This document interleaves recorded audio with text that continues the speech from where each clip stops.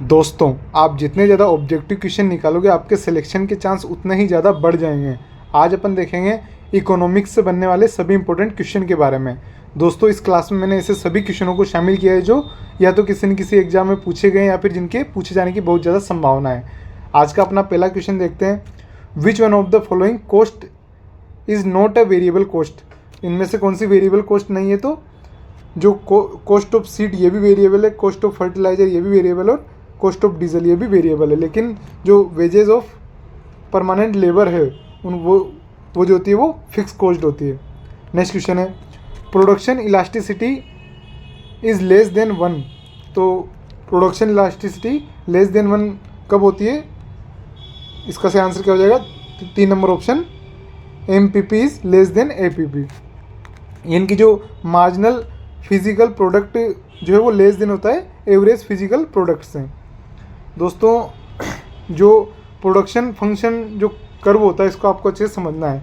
इसकी 3 स्टेज होती है। कौन कौन सी? फर्स्ट, सेकंड और थर्ड।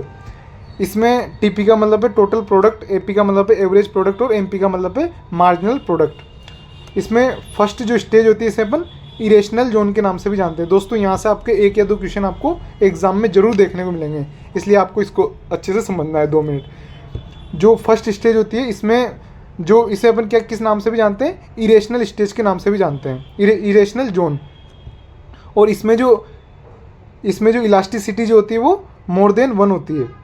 और इसमें जो मार्जिनल प्रोडक्ट है वो इंक्रीज़ होता है ना, शार्पली इंक्रीज़ होता है और फिर डिक्रीज़ होने लग जाता है।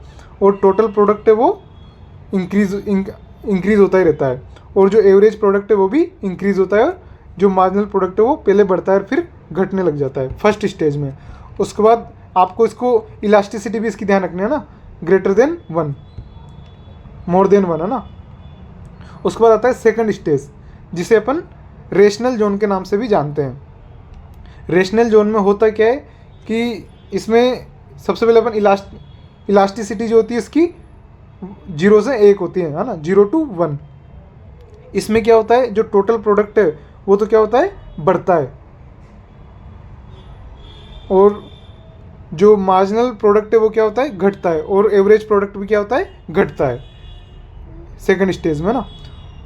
उसके बाद आती है थर्ड स्टेज जिसे अपन नेगेटिव रिटर्न के नाम से भी जानते हैं ना। इसमें जो प्रोडक्शन होता है वो घटने लग जाता है। टोटल जो प्रोडक्ट है वो भी क्या होता है, डिक्लाइन होने लग जाता है, घटने लग जाता है। और एवरेज प्रोडक्ट है वो भी घटता है। और जो मार्जिनल प्रोडक्ट है वो क्या होता है, नेगेटिव हो जाता है। आगे बात समझ में। इसमें से आपको कंफर्म एग्जाम में 1 या 2 क्वेश्चन देखने को मिलेंगे। और जो थर्ड स्टेज होती है इसमें जो इलास्टिसिटी होती है वो कितनी होती है, लेस देन 1। नेक्स्ट क्वेश्चन है, with the increasing in irrigation facility in an area the cropping intensity generally. तो जब इरिगेशन फैसिलिटी बढ़ती है तो जो क्रॉपिंग इंटेंसिटी वो भी बढ़ती है ना, इंक्रीज होती है। इसका सही आंसर क्या हो जाएगा? 1 number option, increase. Principle of opportunity cost is cost to find out. तो इसके लिए किसके लिए काम में लेते हैं? Most profitable level of output of a single crop. Next question है, regional rural bank was stabilised in the year. तो ये कब स्टेबलाइज्ड हुआ था? 1976 में। Middle man who mostly help in get together the buyer and seller are known as. तो जो खरीदने वाला और बेचने वाले के बीच में जो रहता है उसे मिडिल मैन, उसे क्या कहते हैं? ब्रोकर। 3 नंबर ऑप्शन इसका सही हो जाएगा। Which utility of the agriculture produce is increased by the processing. तो कौन सा सही होगा इसमें? Form utility. 2 नंबर ऑप्शन इसका सही हो जाएगा, form utility. To classify the commodity in same class according to colour, shape, size ETC is known as, इसे क्या कहेंगे अपन? ग्रेडिंग कहेंगे ना। इसका सही आंसर क्या हो जाएगा? 3 number option, grading. A market in which there are few buyers of commodity but not in sufficient number is termed as, इसे अपन क्या कहेंगे? 4 नंबर ऑप्शन इसका सही हो जाएगा, ओलिगोपसोनी मार्केट। दोस्तों, अगर कुछ बायर होते हैं उसे क्या, कुछ खरीदने वाले होते हैं उसे तो क्या कहते हैं अपन? ओलिगोपसोनी मार्केट। और कुछ अगर बेचने वाले होते हैं तो उसको क्या कहते हैं? Oligopoly market. और कुछ अगर आपसे एक खरीदने वाला होता है तो उसे मोनोपोली मार्केट, और एक बेचने वाला तो उसे मोनोपोली मार्केट कहते हैं। इन सभी टर्मों को आप अच्छे से ध्यान रखें। जो भी खरीदने वाला होगा उसमें सोनी वर्ड आएगा, और जो बेचने वाला होगा उसमें पोली वर्ड आएगा, ध्यान रखना। नेक्स्ट क्वेश्चन है, Rajasthan state agriculture marketing board was stabilised on, तो ये कब स्टेबलाइज्ड हुआ था? इसका सही आंसर क्या हो जाएगा? 3 नंबर ऑप्शन, 17 जून 1974 में। The commission for agriculture cost and price was set up in, तो commission for agriculture cost and price यानी कि CSCP, ये कब सेटअप हुआ था? तो जनवरी 1965। दोस्तों ये वही है जो मिनिमम सपोर्ट प्राइस जो अनाउंस करता है ना, MSP, मिनिमम सपोर्ट प्राइस, जो कि क्या होता है, जब प्रोडक्शन होता है तब गवर्नमेंट को मतलब क्रॉपिंग बुआई करने से पहले एक फिक्स रेट डिसाइड कर दी कि भाई इस रेट में जितना भी माल होगा वो हम खरीद लेंगे, उसे क्या बोलते हैं? MSP बोलते हैं, जो कि CSCP के द्वारा लागू की जाती है ना, बताई जाती है। GST is a indirect tax है ना, GST क्या है? एक इनडायरेक्ट टैक्स है। Which of the following cost is not a variable cost, तो इनमें से कौन सी वेरिएबल कॉस्ट नहीं है? तो वेजेज ऑफ परमानेंट लेबर, ये अपन पहले देख चुके हैं। इनकी जो मजदूर की जो परमानेंट मजदूरों की जो मजदूरी होती है उसे देना ही पड़ता है, फिक्स कॉस्ट होती है। Directorate of marketing and inspection was stabilised in the year, तो directorate of marketing and inspection जो है वो कब स्टेबलाइज्ड हुआ था? तो इसका सही आंसर क्या हो जाएगा? 2 नंबर ऑप्शन, 1935 में। The market where there are large number of buyers and seller, यानी कि बहुत सारे बायर्स और सेलर्स रहते हैं, उसे क्या कहेंगे अपन? परफेक्ट कंपटीशन कहेंगे ना। 2 नंबर ऑप्शन इसका सही हो जाएगा। नेक्स्ट क्वेश्चन है, a market in which there only 2 buyers of commodity, यानी कि ओनली 2 बायर्स होते हैं तो उसे क्या कहते हैं? ड्यूपसोनी। 2 नंबर ऑप्शन इसका सही हो जाएगा। और 2 सेलर रहेंगे तो ड्यूपोली मार्केट कह देंगे। नेक्स्ट क्वेश्चन है, when the net worth is less than 0 the business is said to be, यदि नेटवर्थ 0 से भी कम हो गई तो उसे क्या कहेंगे अपन? इनसॉल्वेंट, यानी कि जो बिजनेस है वो घाटे में चल गया, दिवालिया निकल चुका है। नेक्स्ट क्वेश्चन है, विच ratio is suitable for assessing correct financial status of a farmer, तो इसका सही आंसर क्या हो जाएगा? 1 number option, current ratio. In which stage of production the marginal product is always greater than average product, यानी कि जो मार्जिनल जो प्रोडक्ट होता है वो always greater than average product, तो इसका सही आंसर क्या हो जाएगा? 1 नंबर ऑप्शन, फर्स्ट स्टेज। इसमें देखो आप, जो मार्जिनल प्रोडक्ट है वो क्या है? एवरेज प्रोडक्ट से अधिक है, यानी कि ये तो मार्जिनल प्रोडक्ट है जो ऊपर निकल रहा है और एवरेज प्रोडक्ट नीचे है ना, इससे कम है। An iso product curve show the various combination of 2 input, 2 input का ये बताता है ना, इसका सही आंसर क्या हो जाएगा? 2 number option, 2 input. Next question है, the difference between the price paid by the consumer and price receive by the producer is called as, इसे अपन क्या कहेंगे? प्राइस स्प्रेड, यानी कि कीमत लागत का अंतर। हु रोड द बुक, किसने इस बुक को लिखा था? Agriculture marketing and price policy, किसने लिखा था इस बुक को? तो S Acharya and NL Agarwal. दोस्तों ये काफ़ी इंपॉर्टेंट क्वेश्चन है, इनको आपको अच्छे से ध्यान रखना है।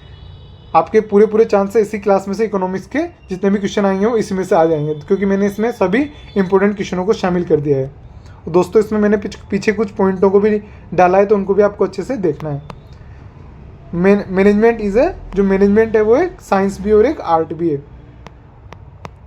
A short term planning is also known as, तो जो शॉर्ट टर्म प्लानिंग है उसे अपन स्ट्रेटेजी प्लानिंग भी कह सकते हैं।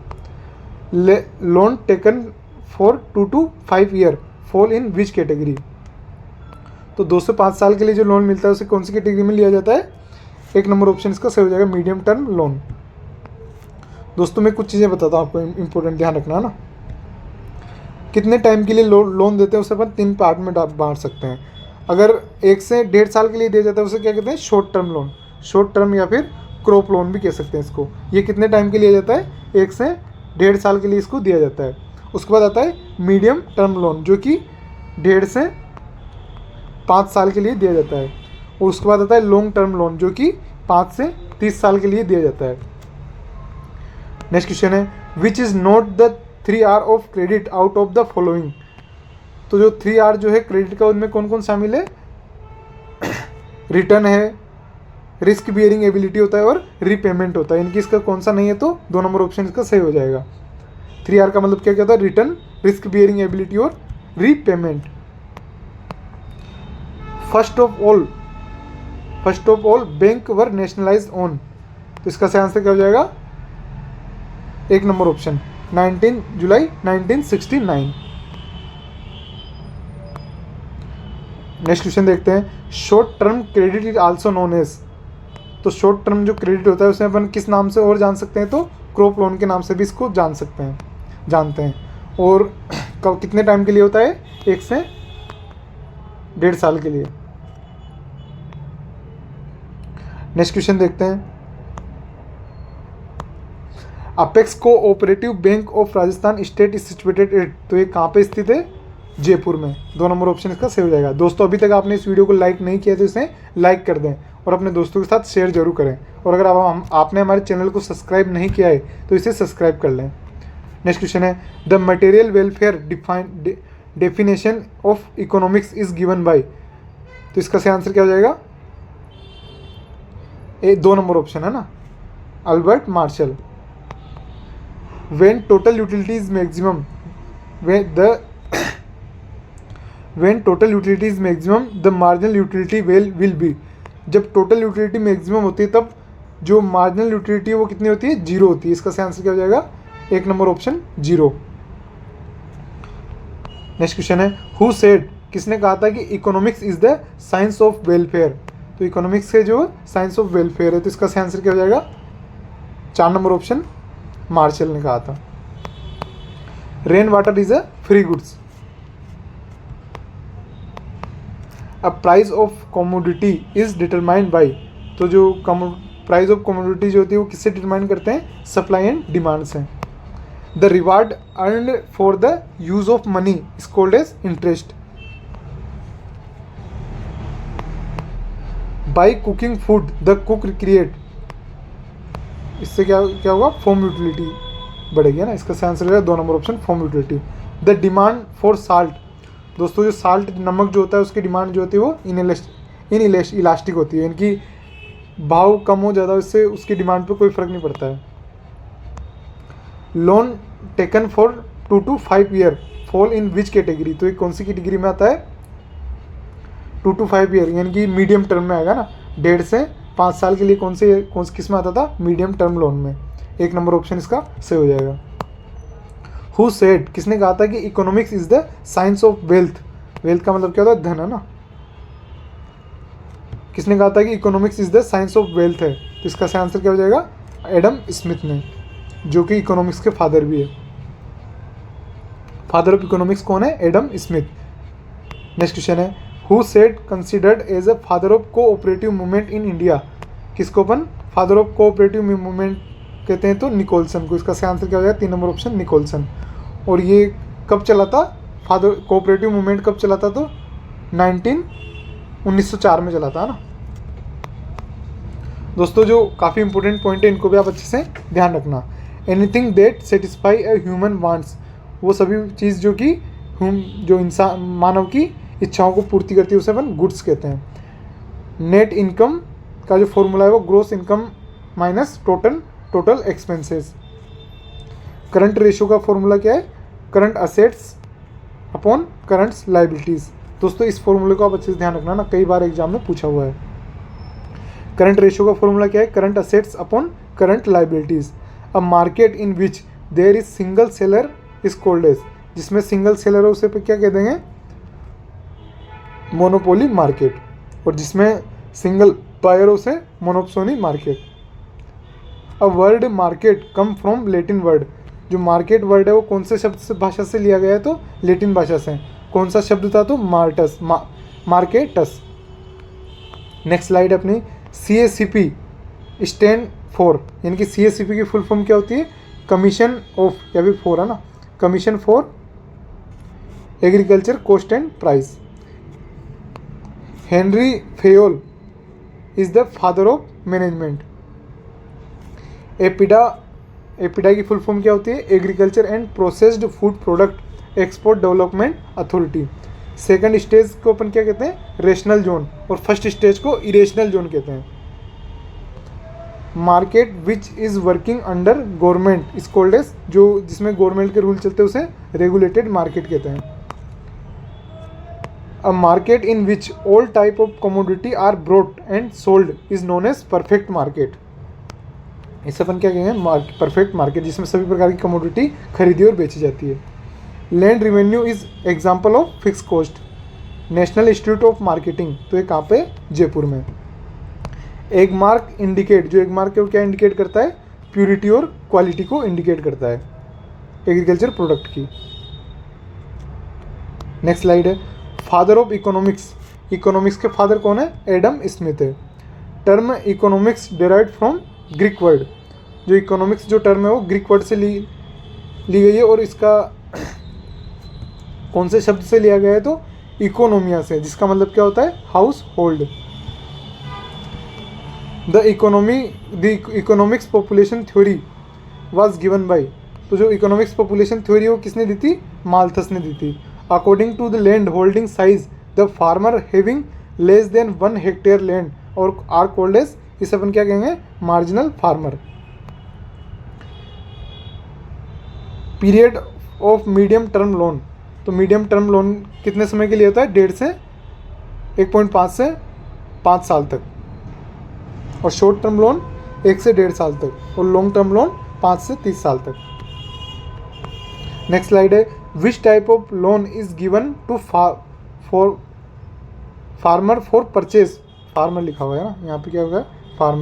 Farmer for purchase of agriculture equipment, animal, land improvement equipment, example tractor है ना। ये कौन से लोन में दिए जाते हैं? तो इन सब के लिए कौन सा लोन दिया जाता है? Medium term loan.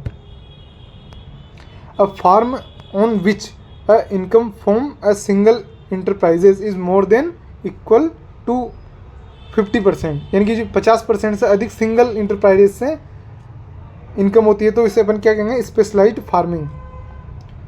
और लेस देन 15% होती है तो डाइवर्सिफाइड फार्मिंग होता है ना, जो कि जिसमें रिस्क बियरिंग एबिलिटी कम होती है वो उसको अपनाते हैं, उसमें रिस्क कम होते हैं ना, मिनिमाइज हो जाती है risk. Example of fix assets, तो फिक्स असेट्स के एग्जाम्पल कौन से है? तो लैंड और building. Example of current assets के एग्जाम्पल कौन से? कैश और फर्टिलाइजर और seed. Farm production capital is the passive factor, जो फार्म प्रोडक्शन कैपिटल है वो पैसिव फैक्टर है। लेबर इन फार्म मैनेजमेंट, जो फार्म मैनेजमेंट में जो लेबर काम करती है वो एक्टिव फैक्टर है। एग्रीकल्चर ईयर कब से कब तक होता है? 1 जून से 31 मार्च तक। और फाइनेंशियल ईयर कब से कब तक होता है? तो 1 अप्रैल से 31 मार्च तक। डिमांड फॉर लग्जरियस गुड, जो लग्जरियस गुड की जो डिमांड होती है वो मोर इलास्टिक होती है। नेक्स्ट स्लाइड है रिस्क इज मिनिमाइज्ड, तो डाइवर्सिफाइड जो फार्मिंग होती है उसमें रिस्क जो होती है वो मिनिमाइज हो जाती है। Retail market are considered to be perfect market, जो रिटेल मार्केट जो होते हैं वो परफेक्ट मार्केट कहते हैं उनको। When marginal utility is 0 then total utility क्या होती है? मैक्सिमम होती है। जब मार्जिनल यूटिलिटी 0 होती है तब क्या होती है? जो टोटल यूटिलिटी वो मैक्सिमम होती है। Principle of equi marginal return is applied when resources are limited. इसमें क्या आ जाएगा? कब principle of equi marginal return कब अप्लाई किया जाता है? जब रिसोर्सेज क्या हो? लिमिटेड हो। नाबार्ड स्टेबलाइज्ड कब हुआ था? तो 12 जुलाई 1982 में विद द रिकमेंडेशन, किसकी रिकमेंडेशन पे? तो शिवरमन कमेटी की। नेक्स्ट स्लाइड है the cost of production of the crop. दोस्तों अभी तक आपने इस वीडियो को लाइक नहीं किया तो इसे लाइक कर दें। The cost of production of the crop can be minimised by using economic principle. तो कॉस्ट को मिनिमाइज किससे कर सकते हैं? Principle of least cost combination से। The time gap between investment and return, तो इनके बीच के जो टाइम गैप है इसको क्या कहते हैं? Gestation period. Risk bearing ability depend on net worth. The income elasticity of demand for inferior goods is negative. The income elasticity of demand for given good तो नेगेटिव। दोस्तों ये थे अपने बहुत ही इंपॉर्टेंट क्वेश्चन आज के, जो कि आपकी एग्ज़ाम की दृष्टि से काफ़ी इंपॉर्टेंट है। और दोस्तों आपको एक बार में याद नहीं होते तो इस वीडियो को स्पीड बढ़ाकर दोबारा देख लें, है ना। थैंक यू दोस्तों। और दोस्तों अगर अभी आपने इस चैनल को सब्सक्राइब नहीं किया है तो इसे सब्सक्राइब कर लें। Thank you.